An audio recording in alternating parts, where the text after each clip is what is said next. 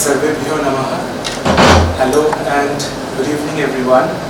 I welcome all of you to this interactive session rooted in flow. Chidakash Kalalaya has always endeavored to host artists, performers, those who have been in a quest to find meanings, to find patterns and to revisit things of their practices, be it art as in visual art, be it filmmaking, be it dance, music, in whatever way they have tried to indulge in their life. Today we have with us Ashwini Srivatsan. She will speak about her experience in a while, but just to begin with, she is a trained Bharatanatyam as well as contemporary jazz dancer. But more than that, if we can sum up her journey, is that she is a seeker. Now when I use this word, please do not take it as loaded term, but what do we mean by seeking? We shall come to it in a while. What we will try to understand is her journey through training and her own exploration of how she can emit that same teaching to the new generation. And whilst doing so, how much she has struggled and how much she has tried to go through lanes and violence, and in the end carving her own path, her own niche. She specifically mentions that she has not completed her journey yet, so it's still a process, so please understand it as it is. And in the end, we would also love to hear from you so that she can add it to her journey. As we move forward today, this evening, we shall discuss as well as we shall have certain demonstrations for you to understand what she understands her journey.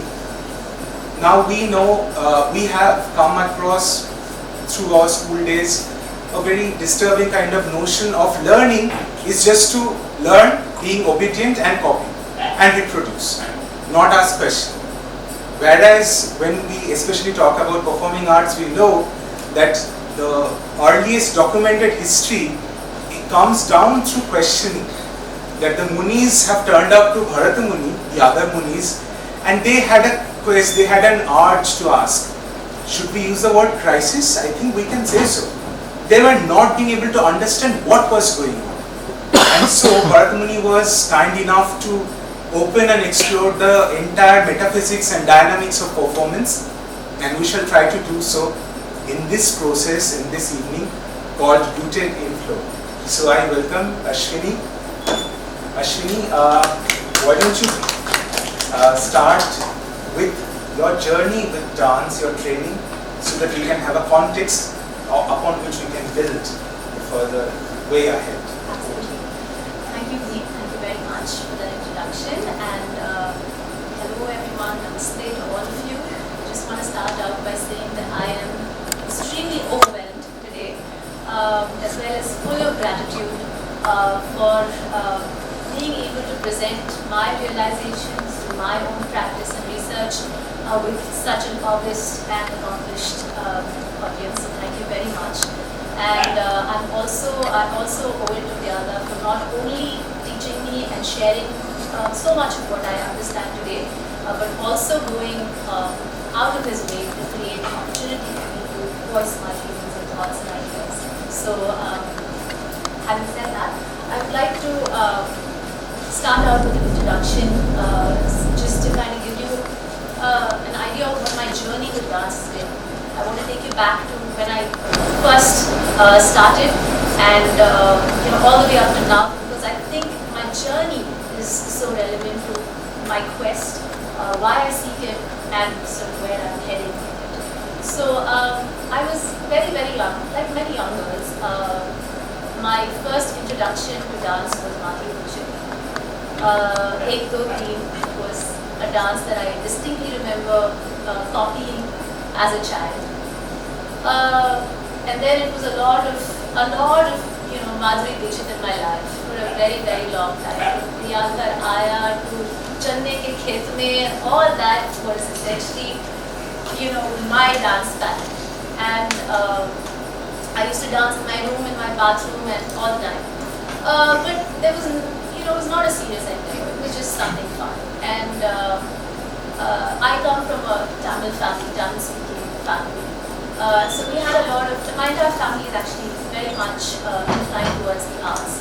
So my mother plays the veena, my father plays the sitar, my grandparents were professional musicians that played the veena and toured the country. And my aunt is a Bharatanatyam dancer who in her own right is also a researcher who researched Arer Seve, which is a temple dance. It's a ritual dance in South India. And so, in Tamil Nadu largely. Actually, right now the practice only lies in Srivatsan, which is in Trichy. So she researched that, and so I've sort of grown up being surrounded by art.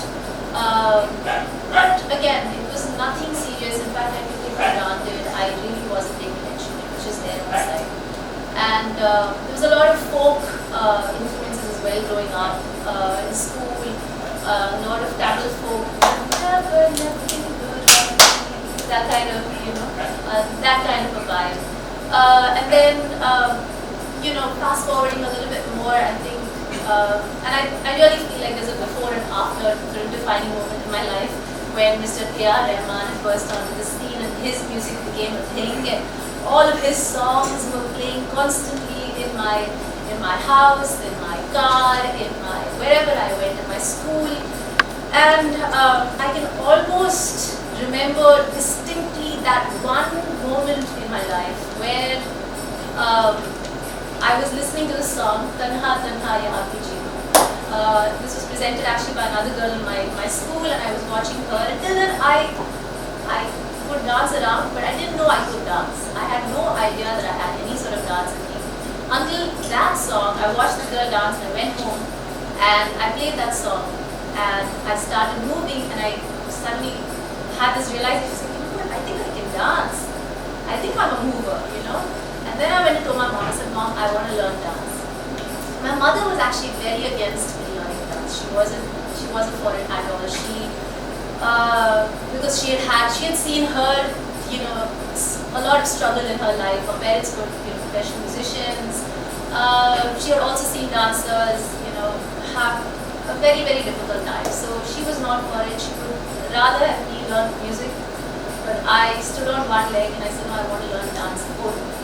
And I did actually want to learn music, which is, a regret I have even today.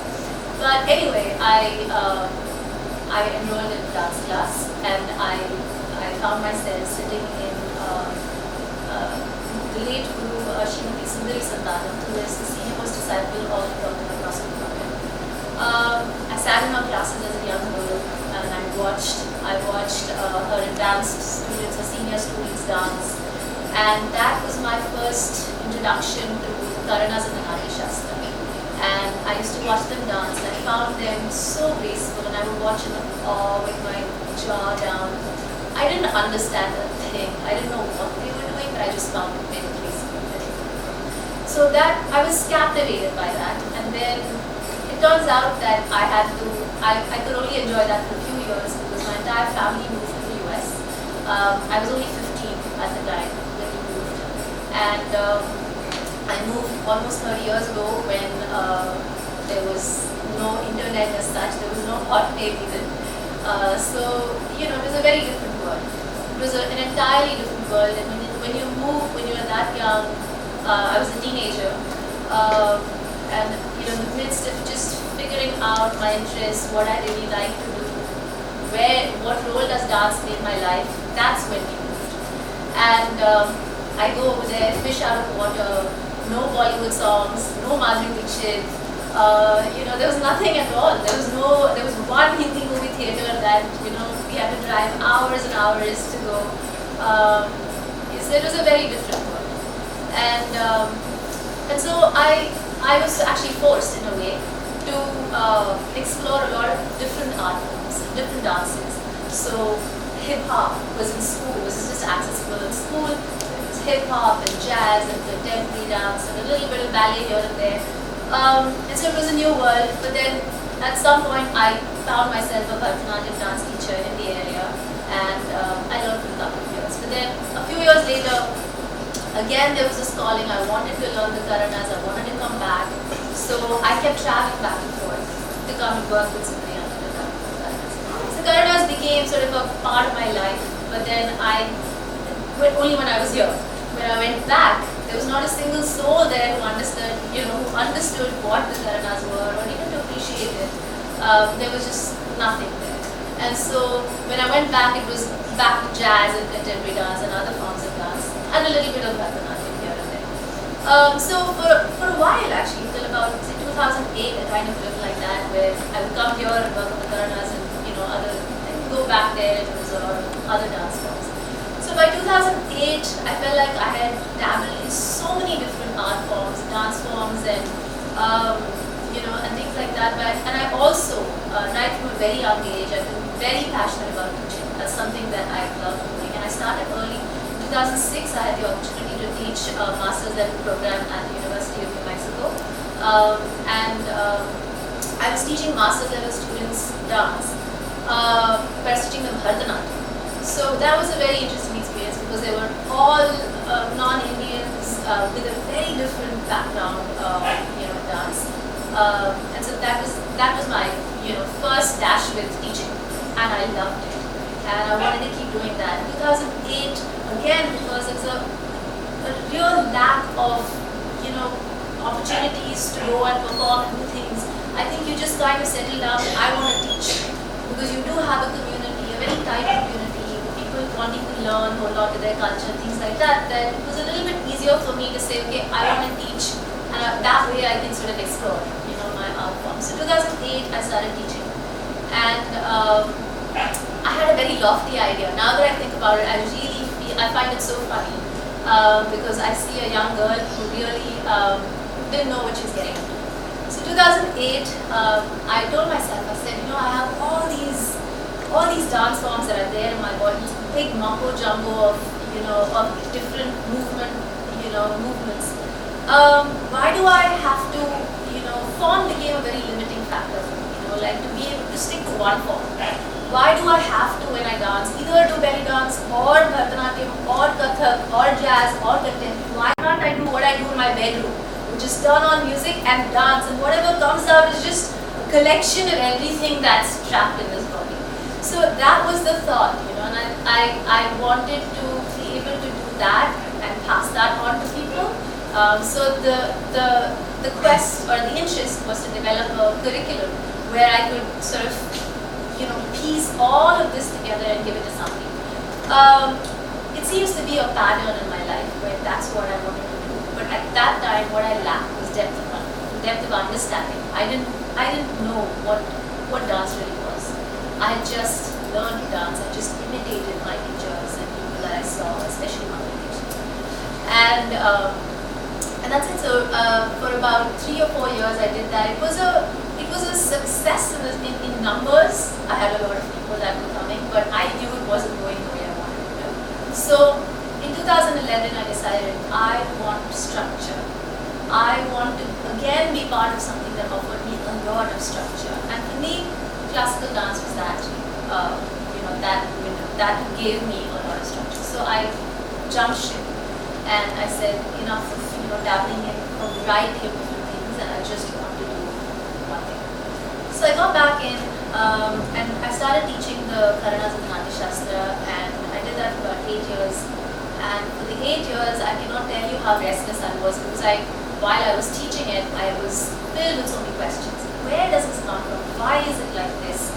Especially when you're teaching, you really want to be sure what you're doing, and it really opens up your mind that what did I just say? Why is it like this? Why am I saying this? Because somebody told me, So this became a pattern with me, and in 2018, see when you have such a quest and you're putting these thoughts out in the universe, I think the universe really finds a way to lead you to somebody who will help you and give you answers, and that's how I think I was led to the other. And the last 5 years have been nothing short of bliss in a way, because I've been not just finding answers, but that's opening up more questions for me, and it's just it's like Alice in Wonderland, just going down this deep dark hole, but also I see light at the end of the tunnel. So I just keep going through it. It's been really fun, and so I'm here today to actually share some of these, some of what I've been learning. And most of what I'm presenting today is purely just my understanding, my realization. So it's a realization-based methodology. Yeah, that's all I have to say. And so, just to sort of conclude why my entire journey I feel is relevant to this topic, which is rooted in flow, is because for me, my entire life it's been a battle between being part of structure, which classical dance offered me, and then breaking that structure and feeling free, which, seemingly other dance forms offer me, especially contemporary dance and jazz and things like that.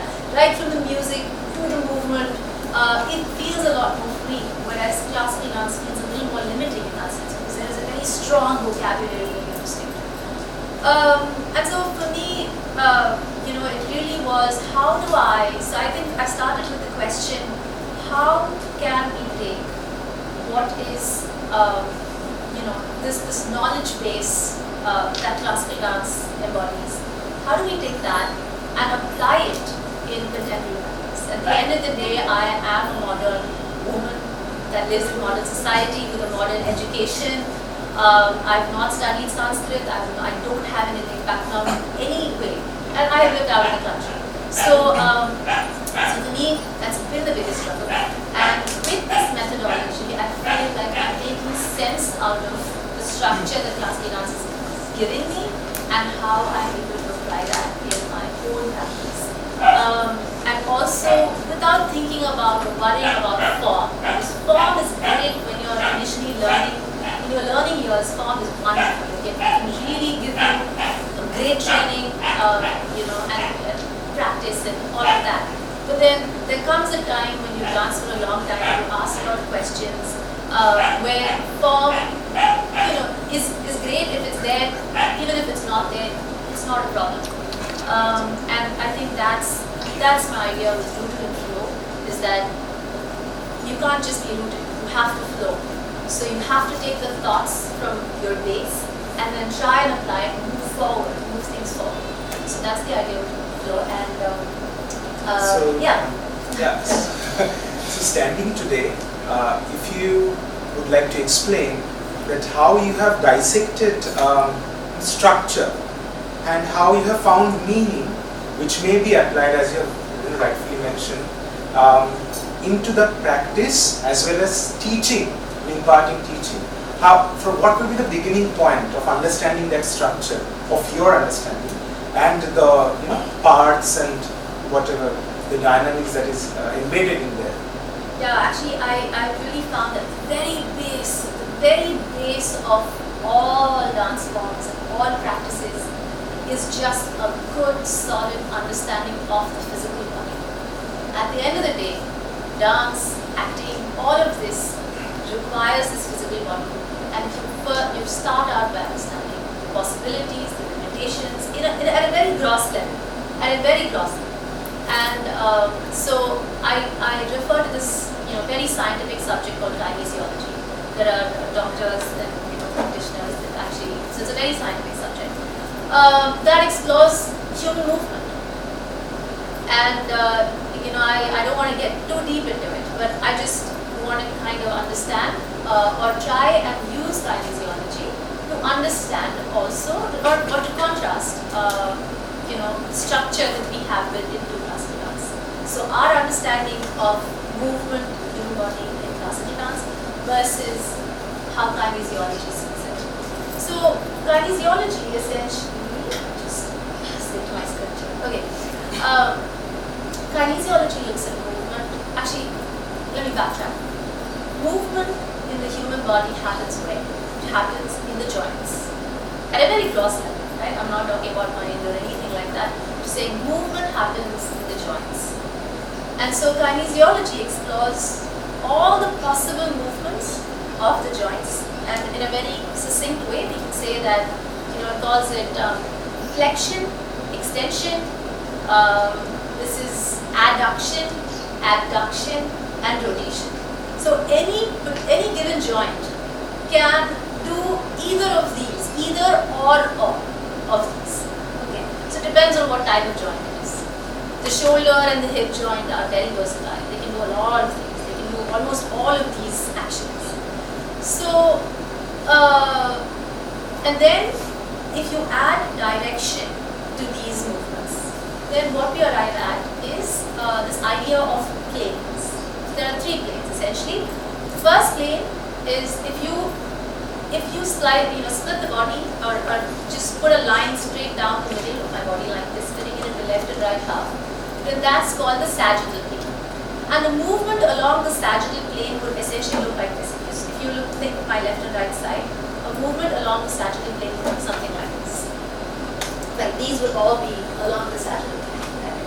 And if you slice me into front and back, then a movement, you have a plane that's going out this way, then a movement along this plane would sort of look like this. So any movement that goes out to the side, these would be along the front plane. So I can actually flex, extend, abduct, and all of that in the front plane. I can also flex, extend, and do all that in the sagittal plane. And then there's the horizontal plane, which essentially divides the body into the upper and lower half, where movements along that plane would look like this, right? So if I do this, then this is a movement along the horizontal plane, right? So, but you can also have multi-planar movements. Like if I'm actually doing this or this, then this is a multi-planar movement. So I'm just sort of moving across all the planes. So add to all of this spatial terms and directional terms like up, down, back, front, above, below, and all of these. Then you come up with a pretty good, well-rounded, how do you say it? Dictionary or like a collection of all possible movements that you can do with this human body. It's actually finite. It's not infinite. And so this is, I'm just only talking about the physical body, or let's put it this way, not the face, not all of these, eyes, nose, ears, and all that. I'm talking about the rest of the joints.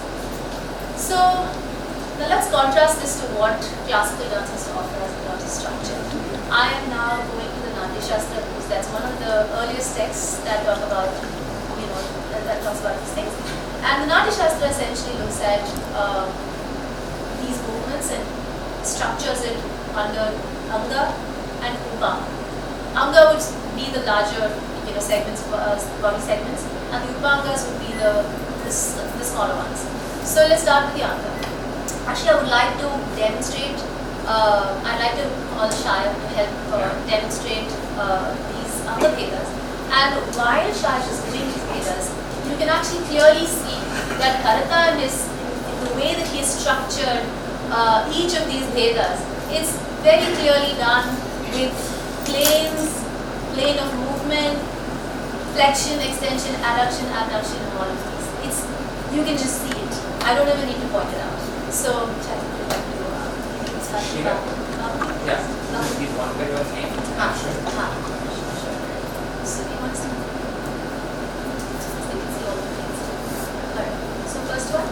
This is Bahu Veda. Bahu means the entire arm. So, the shoulder and the elbow both are involved. So, first one. Tilyak. Urdhvagatam Cheva. Tadado Mukhi Evacha. That is Urdhva. Now this is all happening along the sagittal plane, right? The one that I first pointed out. But then there's also up and down. So there's sagittal plane, there's also directions, like spatial terms that are called. Then avidham, apavidham. First is avidham. Apavidham, close. So this is, you're coming back to the medial line. This is your medial line, you're sort of coming in towards the medial line and out from the medial line. This is nothing but abduction and adduction of the Bahu Veda. Mandala. Mandalam is a full rotation. Like this way possible, this way possible, this way possible, this way possible, this way possible. So Mandalam is rotation and you can make it multiple, right? Then Anchita. Anchita is this. Kunchita. Kunchita means this part should be pointed. Right, so this is essentially flexion and extension. That's what this is. Anchita, Kunchita. Like this is Kunchita and this is Anchita. Prishtaka is from here going back. So this is also along the standard plane, but we're exploring a different direction, which is back. So this is the Bhava Veda. So clearly you can see the Vedas is designed around this idea. And maybe Shiro Veda? Shiro. So now Shiro Veda is the movements of the head. So let's start there. So, Akam Veda. Where do you see it? Akampitam Kampitam cha Dhutam Vidhutameva cha Parivahitam Adhutam Avadhutam Tathanchitam Nihanchitam Parartam Utshiptam Chapyagogatam Lolitam Cheti Vigyayam Trayodashavidham Shiraha. So I hope that it was clearly visible that all of these movements are. I just want to point out one very fascinating thing that I suddenly one day understood is the spine. So the joints for this are actually part of the spine. So the cervical part of the spine, the upper spine. There are actually a few joints over there, of which there's one joint that is responsible for a quick movement of the head, and then there's there's two of those joints that are responsible for a full up and down movement of the head. So in Bharata's Shiro Veda, he could have very well just had this, because this is unnecessary. It's just a longer, but why does he have both? So it's quite fascinating. It's actually two separate joints that are working to produce those movements. So it's very, very, very comprehensive, and that's what we get in the classical framework. So with that, I shall. It was always, I always wondered when I started to move ahead with that, why there are so many Vedas. Whenever it comes to any classical framework of learning, Hasta Veda, why there are so many Vedas? So we can very now understand that it is to break it down gradually. But I have another question for you. That when you have chosen Shayok, now we all know that he's exposed and is well trained into the system. I wonder how would you begin with, and we can see that these are visualizations happening. What would happen in case, let's say, if I put it an untrained body or who's not that well acquainted with the system? How will it turn out? Would you care to explain? Yeah, actually, between Bahu Veda and Shiro Veda, you could already tell when he started chanting, suddenly style came into his presentation. Right? Style just crept into his presentation. Although Bharata in the Natya Shastra, when he's talking about the other Vedas, he's not talking about style. Okay? But it is human nature, and also a trained body can never do it like we can't do it like that. We have too much control. And so I'd like to now actually invite Rudru and Inder.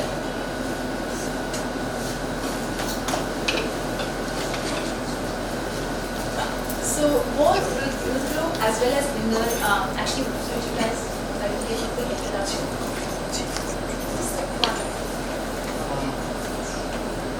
I've been doing theatre for quite a couple of years, starting from 2005. I was very young, and as she says that as the thing comes under, there has been a quest, and there is a journey, and this journey I enjoy. I love to be in it. That's what I can say. Namaste everyone, my name is Nirmal Singh, and I have been doing theatre since 2019, but then I went to the NST Sikkim.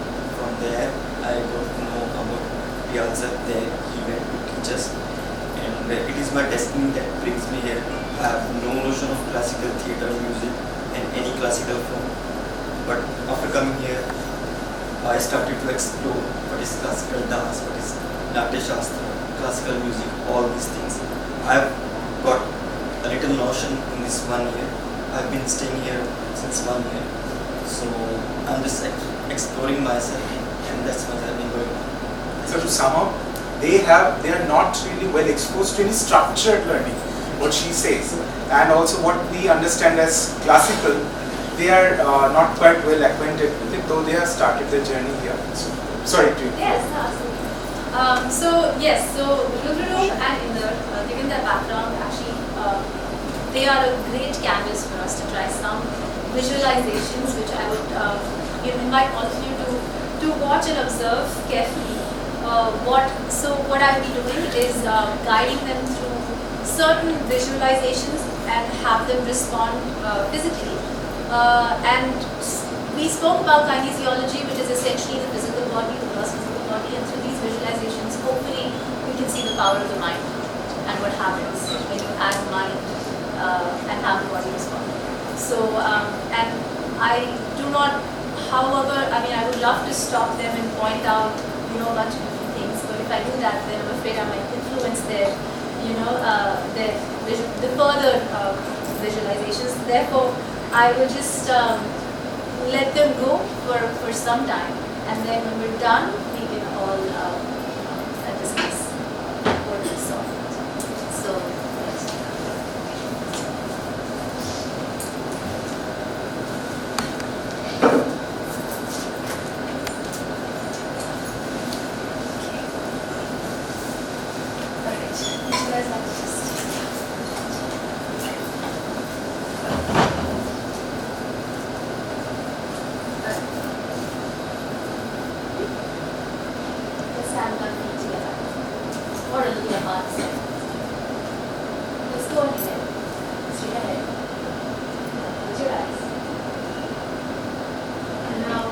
imagine your mind just filled the room.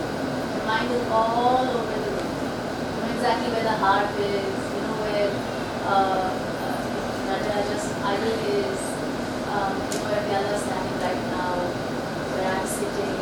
Your mind is there everywhere. And now you're going to start sweeping every little corner of your mind. Sweep, sweep, sweep, sweep, sweep.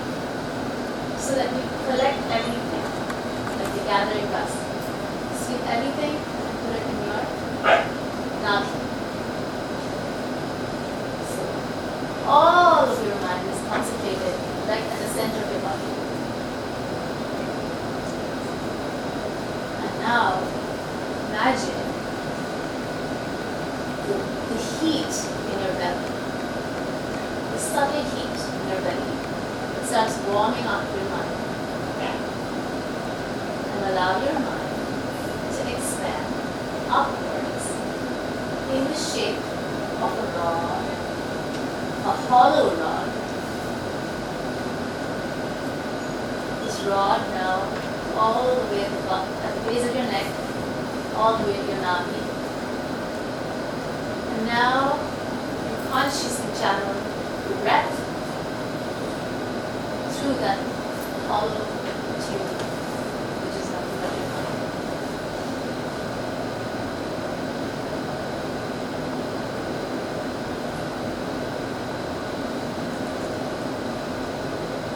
Now go ahead, allow your hands to rise and fall along with your breath.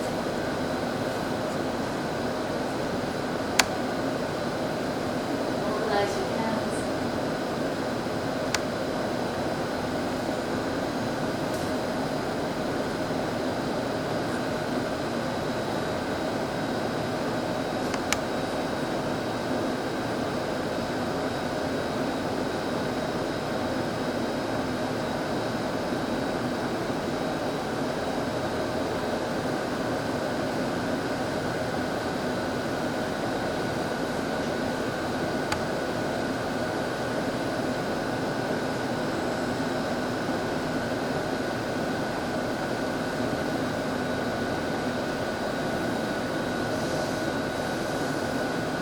Find the joint between your inhalation and exhalation.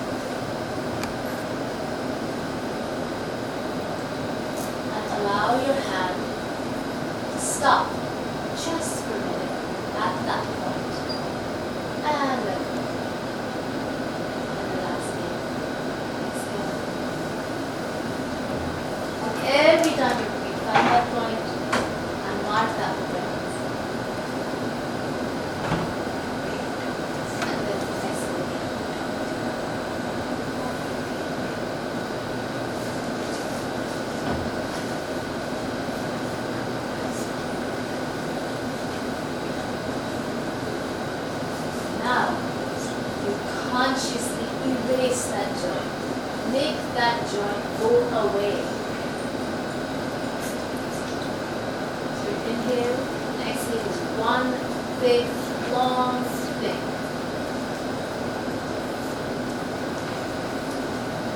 It doesn't stop when it's on top, it doesn't stop when it's below. Still going through the rod, channeling everything through your tube.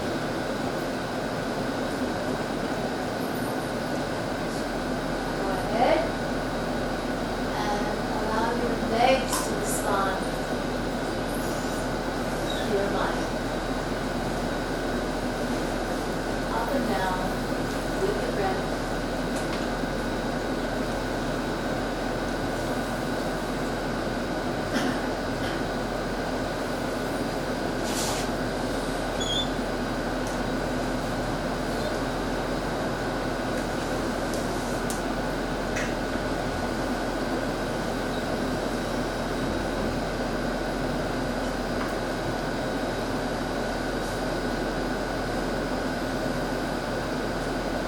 Now we're going to work on imagining fire. Imagine fire. That rod in your body and mind has now taken the shape of fire. Now allow your body to respond to fire.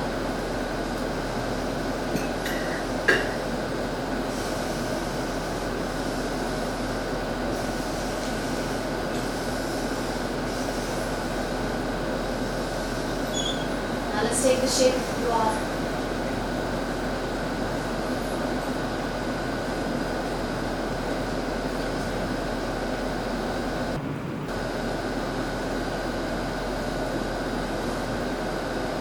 Let's take the shape of wind.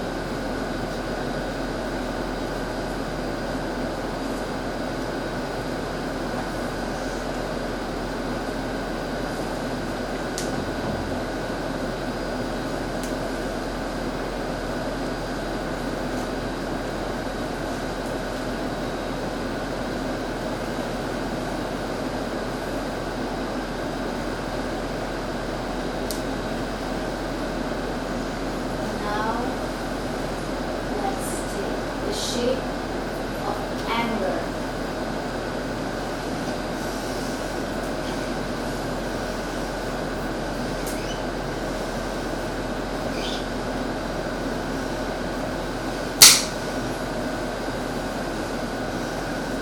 Sorrow.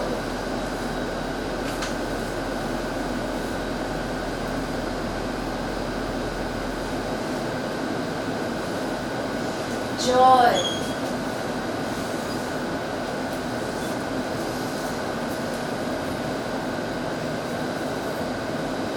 Fear.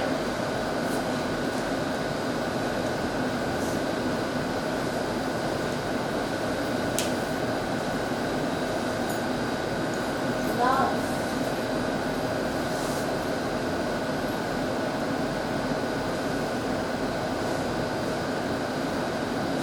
Disgust.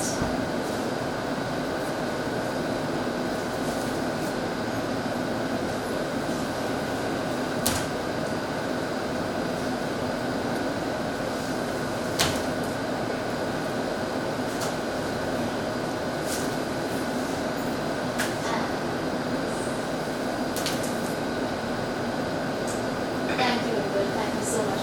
Thank you so much for that.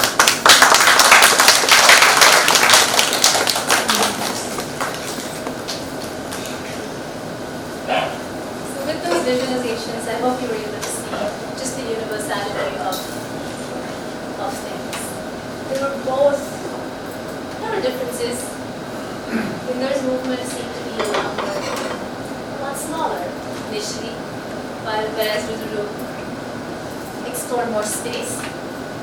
Inder went like this, which I find very interesting because for me, it's very telling about who Inder is and how his consciousness is different from Rudra's consciousness.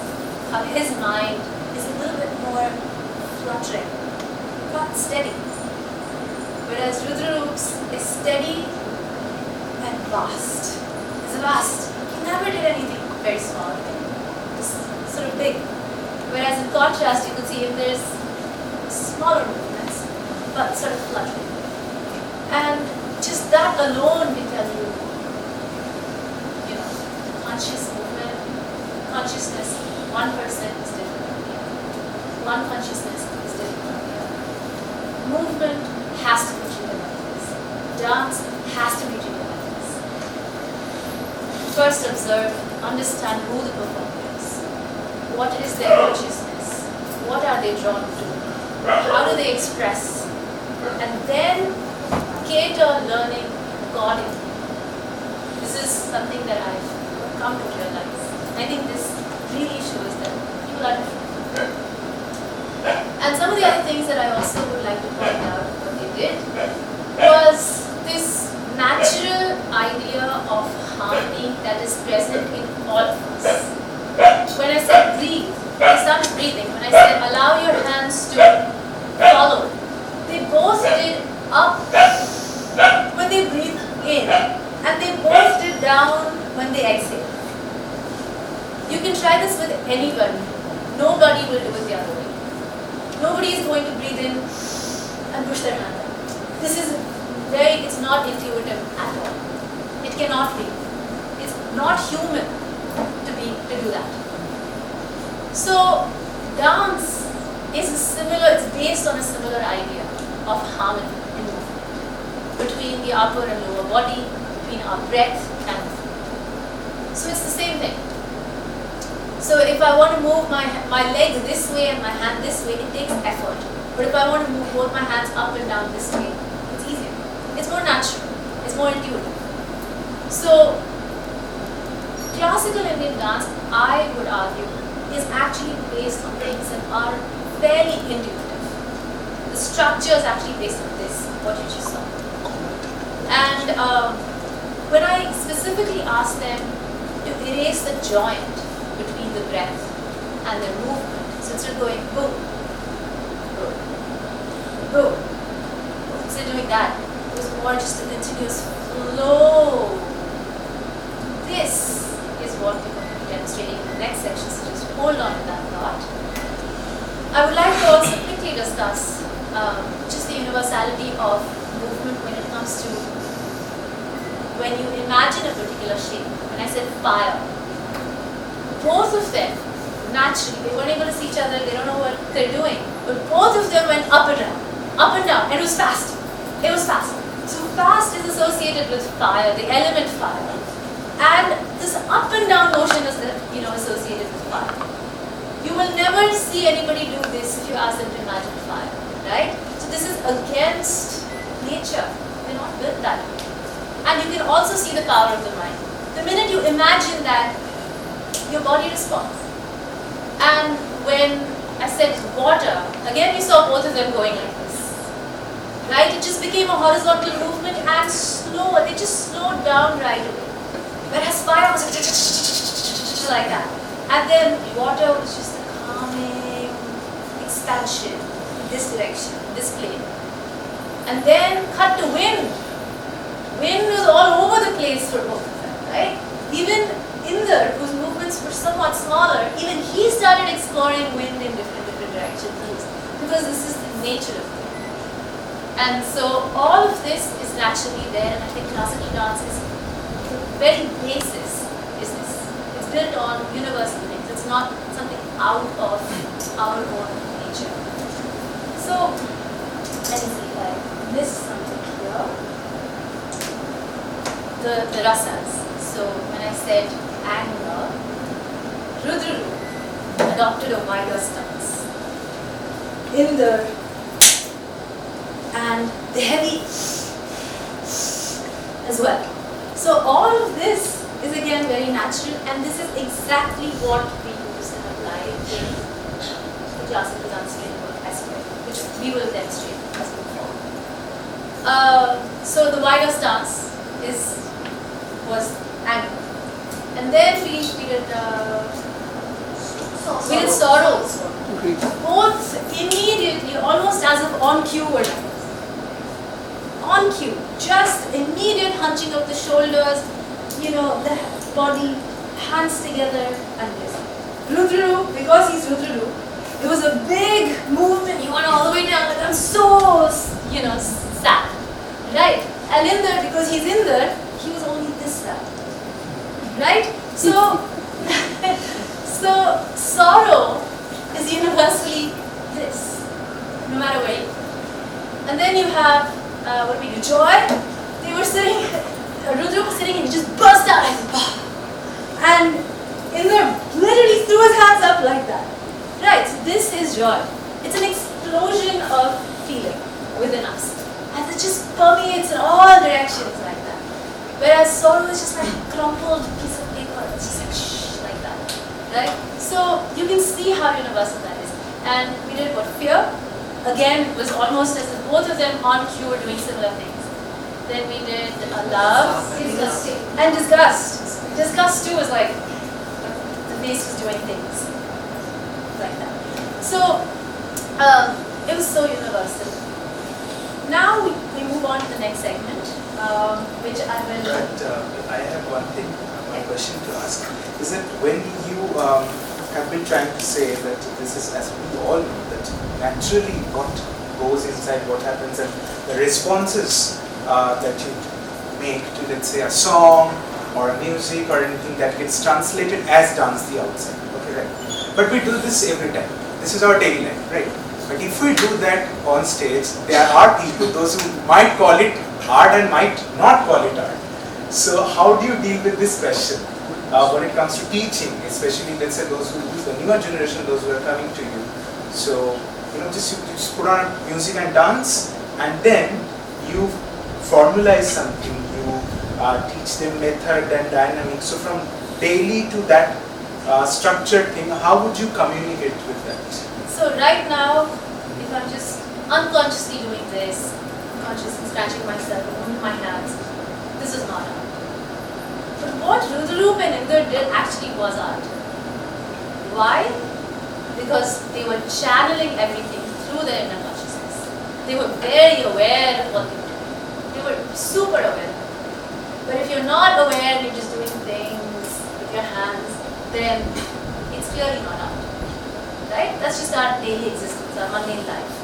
So, to answer your question, art comes in many forms, many shapes, at different degrees, and it's a spectrum. But there is a clear distinction between not art and art, and that is the use of your inner consciousness.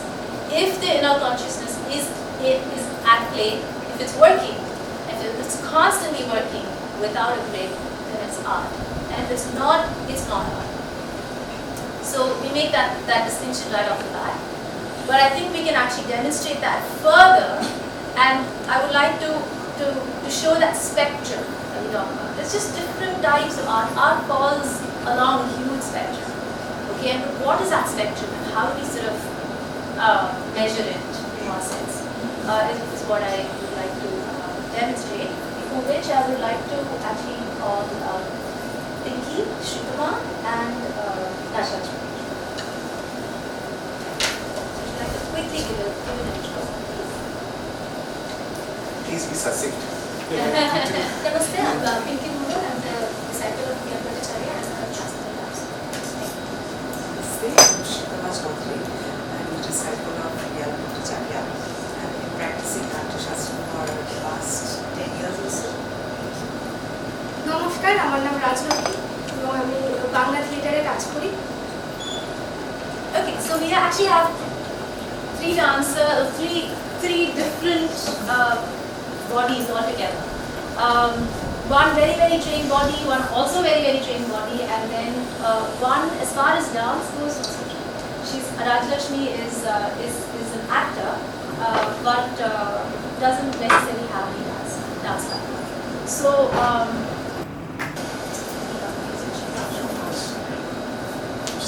this. Let's start. So I'm going to ask Rajlakshmi to just walk and sit on the chair.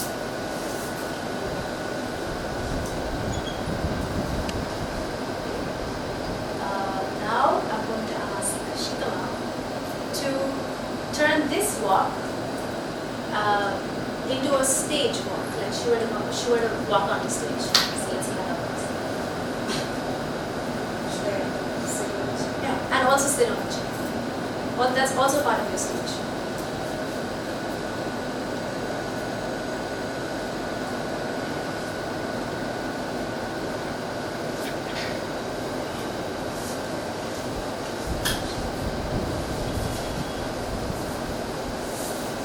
You. And now I'd like Pinky to do a little extra than what Sridhama did.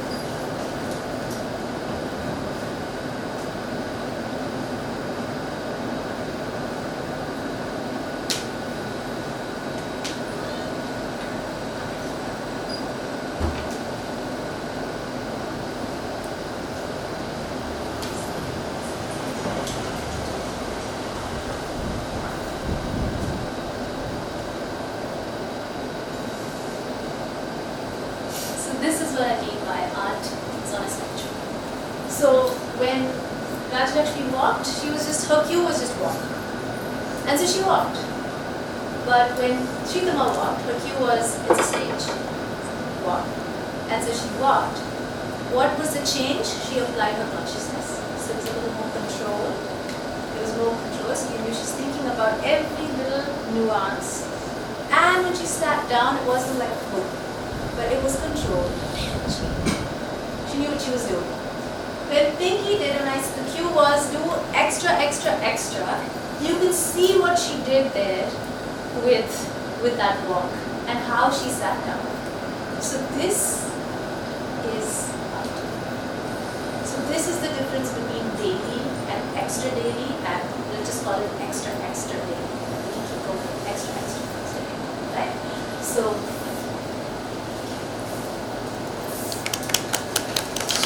if I may just sit over here and ask, how can one move from daily to extra daily, and if you have devised a process of your own? So there is like every house has a main gate or a main door to get into. I think art and extra daily also has a main door. So I would like to demonstrate that main door. So I would like you to move and enter the class.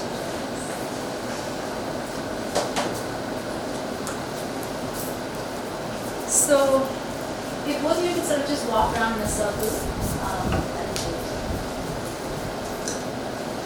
Now, imagine you're holding a bucket of water in your belly.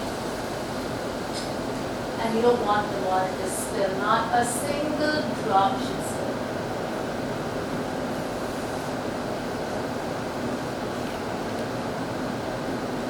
Okay, I would love to spill 2 drops. You make that 10. Make that 50 drops of water. You can spill 100 drops of water. I want 200. 300. 400. Just dump all the water. So, okay. So the gateway to your consciousness is through the body. Okay? So the minute you visualize you're holding something there, you don't want that to spill, you automatically have control in your body, and that becomes and that becomes so this is the gateway. At least that's how I envision going from daily to extra daily. Now I'd like to have Shayad here. Okay, never mind. It's fine. Srivatsan, if you could just hold Saushtava.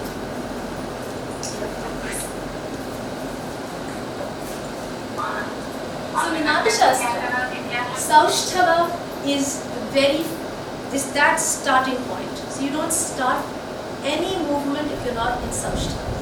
And this is described as Saushtava. While in Saushtava, it is said the mind should not be chanchal, not restless.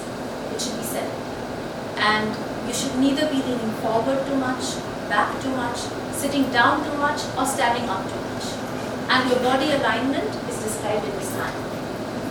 So, in this Saushtava position, we're doing exactly what Inder and Rudrarup did when they initially did their first visualizations, where you're first gathering your mind and putting everything in here and finding your center. And without Saushtava, we don't start any movement. So this again brings me back to how do we go from daily to extra daily? Through Saushtava in dance. We can also see it in any contemporary practice, right?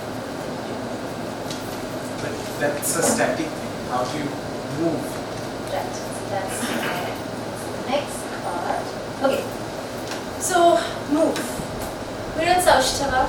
We're doing extra daily things, and we have to start moving. How do we move? This is, according to Shastra, Gata Vikshepa, throwing of the limbs. But how do we find a movement that is conscious? So in order to demonstrate that, actually, I'm going to start this demonstration.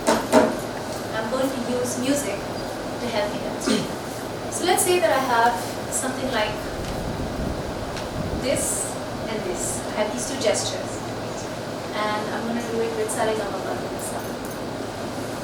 So I'm going to sing Sa, Re, Ga, Ma, Pa, Dha, Ni, Sa, Sa, Ni, Dha, Pa, Ma, Ga, Re, Sa.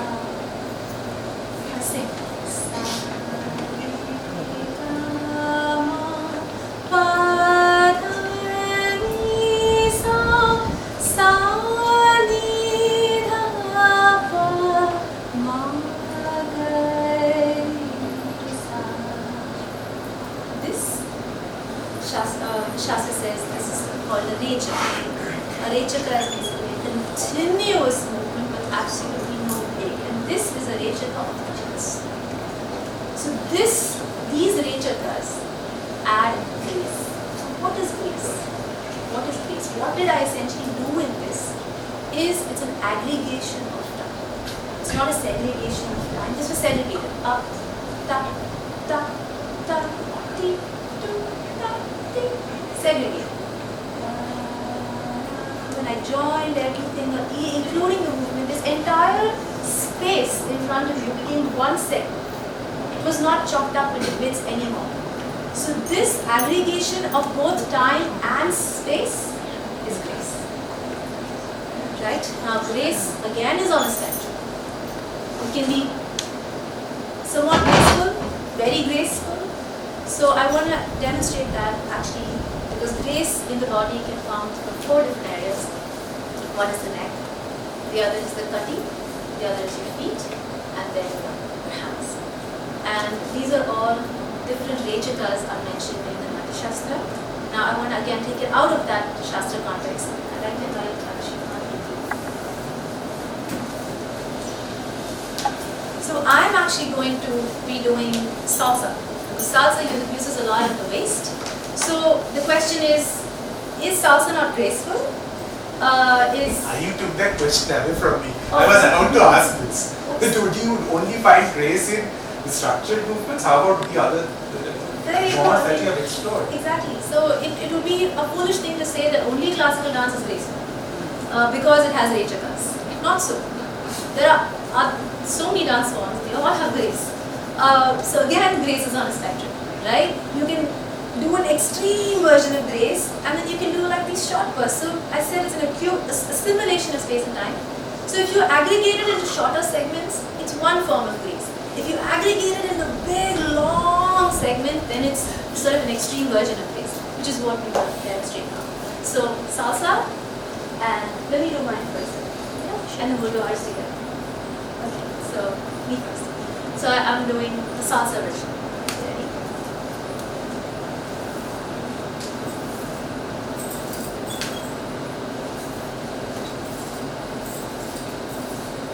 Hit, hit, hit, hit, hit, hit, hit.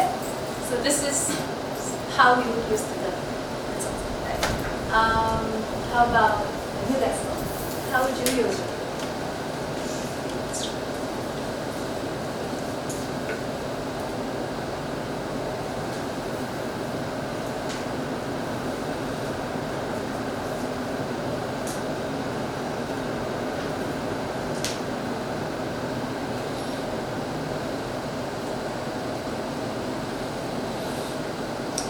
So you can just see that this is graceful, but it's shorter.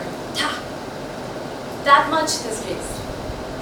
But here is just a loopy loop, just keeps going. It's an infinite loop, in which the gadi is exploring grace. So this, again, grace is on a spectrum. Beauty is there everywhere. It's everywhere. With every, at every type of grace there's beauty. But this is just an extreme form of grace that requires a lot of concentration. A lot of concentration. So your mind cannot get distracted even for a split second because you have to keep going. And that, I would say, is the main difference between this. It's not that salsa does not require concentration, but from my own practice, I can tell you that to do this for an extended period of time requires great amount of concentration. Can't let go. So that's grace. Thank you, Vicky. So, I can speak from here as well. Otherwise, I will have to move to many times. So, the first thing I can actually like to point over here that we need to bust this idea of grace, which is to a large extent for a longer period of time has been possibly only associated with facial beauty, or maybe the way you dress up. So that in some way can, or it was canonically used as grace in English language for a long time. So this, as you move without cutting, in flow, and of course she can demonstrate later with music as well, how that all comes in, what she says harmony, if I use her word, that is possibly grace. So bringing in movement and music, and the way you move with consciousness. Actually, I would like to thanks for bringing that up, because grace actually is not just simply going in a loopy loop, but it's also it has so much to do with whether it's in harmony with the music or not. So, and that is intuitive for an artist. Like, for example, instead of sa re ga ma pa dha ni sa, which is linear, if I go sa re ga ma sa re ga ma sa re, a pattern like this, then how would I do the same hands? If I do sa re ga ma sa re ga ma sa re, this is not nice. Because my hands are linear, but the movement is not linear. The movement is like this. So the hand has to match the vakragati of the music. So sa re ga ma sa re ga ma sa re. Grace is born out of marriage between music and it's not just an infinite beauty. Right. Okay, so with that observation, but I would like to include, with that marriage, we would have to have some marriage feast. So I would like to call for 5 minutes of break. We would like to share some snacks with you, and in the meantime you can interact with her and we can have questions from there and we can move forward. We have just come out to the segments and parts of dance. Now we have to come with the whole, and we need to talk about dance per se, nritta as we may call it. So yeah, we'll break for 5 minutes. If anybody would like to visit Can I ask something? Yes, of course. So, you have discussed grace with music. yes. How would you put that in silence? How would I put that in silence? Yeah. And would you consider if a movement is sharp, can it also be graceful? That's a very good question. So let me address the first one. Yeah. So in my understanding, music is not just what is externally or overtly heard. Now just because you can't hear the music, it doesn't mean it doesn't exist. Yeah. So if I'm doing this,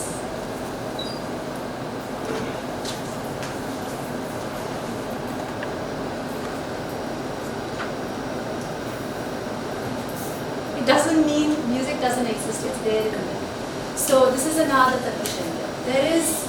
There's constantly a vibration in here, and my hand is following that vibration, right? So sharpness. So when I did pa, pa, pa, there is sharpness there. There is sharpness. What do I do in between the 1 and the 2 is where grace is going, right? So it could be very short segments. That's why pop and lock, according to me, actually grace. Popping and locking, what Michael Jackson does, actually graceful, even though there's 1 million cuts in his dance. So why is it still graceful to us? It's because in between each of those cuts, there's a joint. He joins everything. And if he didn't, then it would just be a mundane, like how we are now. So this is at least in my understanding. Nice. How influences into the born art of our bodies, and everybody's body is different, so therefore each one's movements from whatever you're saying, wind or water or fire or anger, everyone does it differently like they show. Now, do you think that it is all inherited, or there is also a cultural background or a sociological background? How you move? When you tell me fire, I think of Shamila Tagore in Aradhana. So that comes to me, but that's not going to happen to somebody who's brought up in the US. So how do you relate to it? Absolutely. So that is coming up very soon. But I can quickly just talk about, there's another scientific study called kinesis. So like kinesiology is a study of movement, human movement. Kinesis is a study of human body language. So it's not related to art by any means, but it just explores body language in normal terms. So in kinesis, which is, like I said, is a scientific study, they come to certain conclusions, they draw certain conclusions. One of the conclusions they draw is that there can be no movement without meaning. And the meaning is always born out of context. And the last is that every single movement is socially learned. So the minute I make an entry into this world, whether I sing sa, just sa, as soon as that sa comes out, it comes under the influence of desha and ka, of space and time, geography and all the aesthetics and everything that are present at that particular time. And if it is not part of that land, it will become a part of that. So it's very much a part of that, but then beyond that you could see like expressions and so on. How much Inder went down, how explosive he was, that can change with what you're seeing. But the fact that sorrow is this and joy is this, that there are, for instance, in China, I know that me is not this. You go me. And here, if you did me, nobody would understand it. So in China, the Chinese version of Bharatanatyam will probably use this, a very extra daily version of this. But because this is not, something we use here, our extra daily version is not going to be here.